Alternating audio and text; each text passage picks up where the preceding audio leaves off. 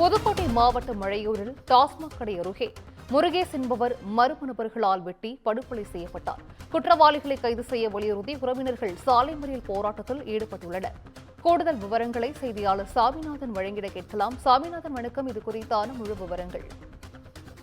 புதுக்கோட்டை மாவட்டம் மலையூரில் டாஸ்மாக் கடை அருகே இளைஞர் ஒருவர் மர்ம நபரால் வெட்டி படுகொலை செய்யப்பட்டுள்ளார்.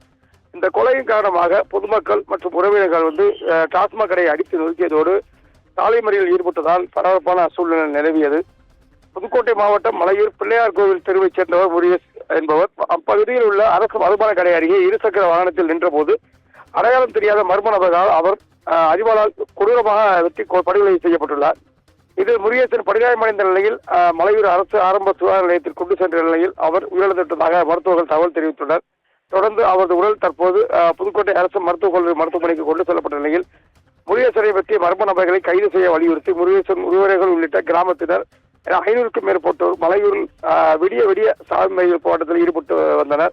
அவர்களிடம் புதுக்கோட்டை கரம்புடி சாலையில் மிகவும் போக்குவரத்து பாதிக்கப்பட்டது.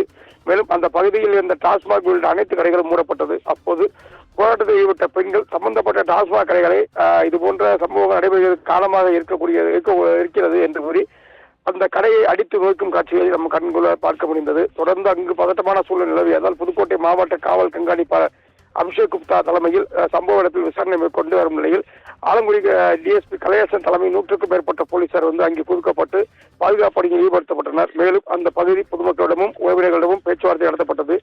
அந்த கொலை சம்பவத்தில் ஈடுபட்ட குற்றவாளிகளை பிடிக்க மாவட்ட காவல் கண்காணிப்பாளர் உத்தரவின் அடிப்படையில் தனிப்படை போலீஸ் அமைக்கப்பட்டு விசாரணை நடைபெற்று வருகிறது. அதாவது தொடர்ந்து விடிய நடந்த சாலை மறியல் போராட்டத்தில் காவல்துறையினரும் என்ன செய்வது என்று புரியாமல் திகைத்தனர். ஒரு 2:30 மணி அளவில் காவல்துறை பேச்சுவார்த்தையின் அடிப்படையில் சம்பந்தப்பட்ட கொலை குற்றவாளிகளை கைது செய்வோம், காலையில் கைது செய்வோம் என்பதை சொன்னதை அடுத்து விடிய காலை 3 மணி அளவில் அவர்கள் தற்காலிகமாக போராட்டத்தை கைவிட்டனர். மேலும் இப்பொழுது அவர்கள் அந்த போராட்டத்தின் அடிப்படையில் அந்த குற்றவாளி கைது செய்யவில்லை என்றால் மீண்டும் நாங்கள் சாலை மறியல் போராட்டத்தில் குவிப்போம், அதுவரை எங்களுடைய போராட்டம் ஓயாது என்று அவர்கள் கூறியிருக்கின்றனர். சிந்துஜா,